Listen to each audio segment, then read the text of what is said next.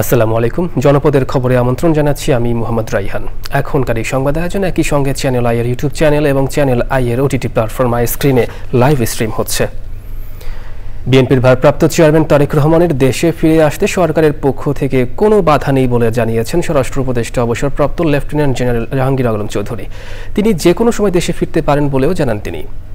ভারত থেকে পুশিন প্রসঙ্গে স্বরাষ্ট্র উপদেষ্টা বলেন, যথাযথ নিয়ম মেনে কেউ আসছে না, তাদের অমানবিকভাবে ঠেলে দেওয়া হচ্ছে।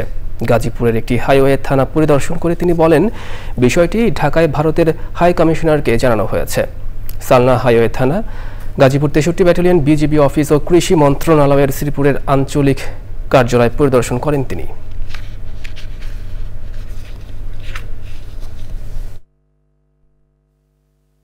ওনার তো দেশে ফেরার তো কোনো অসুবিধা নেই, উনি যে কোনো সময় ইচ্ছা, উনি বাংলাদেশের নাগরিক, যে কোনো সময় ইচ্ছা উনি দেশে নিজের যে সময় উনি মনে করবেন উনি সেই সময় দেশে। আমরা এই ব্যাপারে ফরেন মিনিস্ট্রিতে লিখছি, ফরেন মিনিস্ট্রি ফরেন অ্যাডভাইজারও আপনাদের বলছে, তারাও কিন্তু তাদের চিঠি দিছে যে আমাদের বাংলাদেশি নাগরিক যদি ওই অগদেশে থাকে আমরা অবশ্যই নিব, কিন্তু তারা একটা প্রপার চ্যানেলে আসতে হবে। নিয়ম হইল প্রপার চ্যানেলে। ওনারা করে নাকি এটা ফলো না করে এই জঙ্গলে রাস্তা দেখি জায়গায় না ওই সব জায়গায় গিয়ে করে, এটা একটু অমানবিক।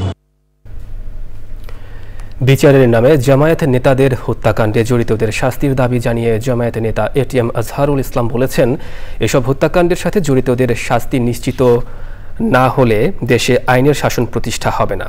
রংপুরের তারাগঞ্জে এক সমাবেশে প্রধান অতিথির বক্তব্যে তিনি আরও বলেন, বিবেক বিক্রি করে জামায়াত নেতাদের বিরুদ্ধে রায় দেওয়া বিচারপতিরা দেশে থাকলে মানুষ সুবিচার পাবে না।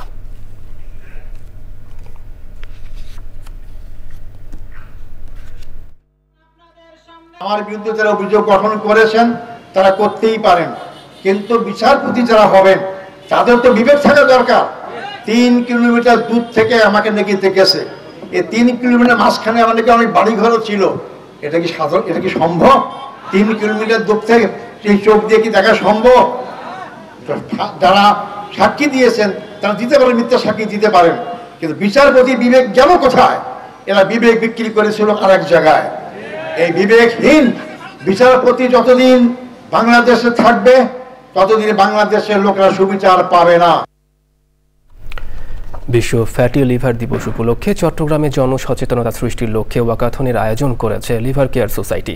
সকালে চট্টগ্রামের পাঁচলাইশে জুলাই স্মৃতি উদ্যান এলাকায় আয়োজিত কর্মসূচিতে চিকিৎসক, পেশাজীবী ও বিভিন্ন সংগঠনের সদস্য সহ স্বেচ্ছাসেবী সংগঠন প্রভাতী সংঘ ও উই ব্রাদার্স এর ৩০০-র বেশি সদস্য অংশ নেন। ওয়াকাথন উপলক্ষে আয়োজিত সমাবেশে লিভার কেয়ার সোসাইটির প্রতিষ্ঠাতা সভাপতি অধ্যাপক ডাক্তার আব্দুল্লাহ আল মাহমুদ বলেন, ফ্যাটি লিভার বর্তমান বিশ্বের এক নীরব মহামারী। লিভার সিরোসিস এবং লিভার ক্যান্সারের প্রধান কারণ ফ্যাটি লিভার, তাই প্রতিদিন শরীর চর্চার অভ্যাস গড়ে তোলার পরামর্শ দেন তিনি।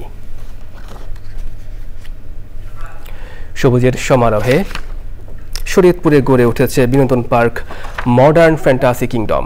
প্রায় ৪ শতাধিক ঔষধি গাছসহ পরিবেশ বান্ধব বৃক্ষরাজি দিয়ে ২০০৫ সালে যাত্রা শুরু করে সবুজে ঘেরা সুনিবিড় এই বিনোদন কেন্দ্রটি। শুধু ঈদ বা উৎসব পার্বণই নয়, ছুটির দিনেও আশেপাশের জেলার বিনোদন প্রেমীদের কাছেও জনপ্রিয় হয়ে উঠেছে পার্কটি। এস এম মুজিবুর রহমানের রিপোর্ট। শরীয়তপুর, মাদারীপুর, মুন্সিগঞ্জ সহ বৃহত্তর ফরিদপুরের বিনোদনের অন্যতম ঠিকানা মডার্ন ফ্যান্টাসি কিংডম। পরিবেশ বান্ধব ব্যতিক্রমী এমন পার্ক নিয়ে উচ্ছ্বসিত বিনোদন প্রেমীরা। এখানে খুব সুন্দর একটা জায়গা, এরকম আশেপাশে এরকম বিনোদন জায়গা আমরা এইটাই মনে করি যে এইটাই খুব সুন্দর।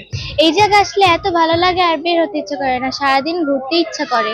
এই জায়গাটা হচ্ছে গাছ দিয়ে অনেক সাজানো, অনেক সুন্দর সুন্দর গাছ আছে, গাছ দিয়ে সবুজ দিয়ে অনেক সাজানো। আমাদের চিন্তাই করতে পারি না যে এটা এই জায়গায় আছে, তারপর আমরা 3 স্টার 5 স্টারে এনজয় করতেছি, তার কক্সবাজারে এনজয় করতেছি। শুধু বিনোদনই নয়, পরিবেশের ভারসাম্য রক্ষায় ঔষধি গাছ সহ বিভিন্ন গাছের সমারোহে সাজানো হয়েছে পার্কটি। ২০০৫ সাল থেকে তিল করে এক পরিবেশ বান্ধব করে এই পার্কটি তৈরি করা হয়েছে। সবচেয়ে বেশি আকর্ষণীয় হচ্ছে ওয়েব পুল, যেটা বৃহত্তর ফরিদপুরের মধ্যে নেই। এখানে এই 450-500 ঔষধি গাছ সহ অন্যান্য গাছের যে সুসমাহার আছে, এই সমাহার থেকেই মানুষ নিরোগ থাকবে, সুস্থ থাকবে, সুন্দর থাকবে, ভালো থাকবে। শিশু কিশোর সহ সকল বয়সী মানুষের বিনোদনের অন্যতম আকর্ষণের কেন্দ্রবিন্দু হিসেবেই দেখছেন সংশ্লিষ্টরা। S A Mujibur Rahman, channel I, Shariatpur. দর্শক, জনপদের খবর আজকের মতো এ পর্যন্তই। একটু পরে কৃষি সংবাদ দেখার আমন্ত্রণ জানিয়ে শেষ করছি। ধন্যবাদ সবাইকে।